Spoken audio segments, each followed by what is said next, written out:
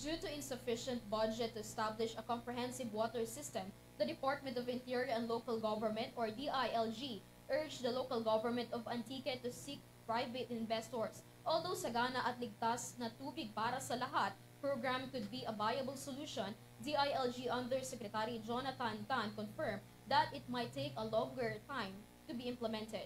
More from Dom Guerra.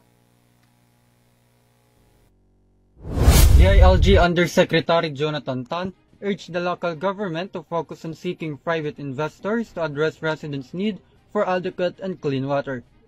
In celebration of San Remigio Antique's 160th anniversary, the Department of the Interior and Local Government, or DILG, identified water supply shortage as the town's primary challenge. During a meeting, Mayor Margarito Mission Jr. highlighted the town's necessity for clean and efficient water for its residents. In response, Tan announced plans to convene a meeting in Metro Manila within 2 weeks with a potential investor to promptly initiate the project. Tan also mentioned that the Sagana at Ligtas na Tubig para sa Lahat o Salin Tubig program could be a viable solution, though its implementation might take longer due to current funding process involving the World Bank.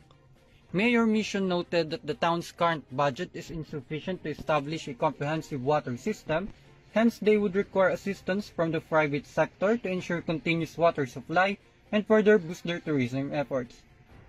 This is Dom Guerra for EuroTV News.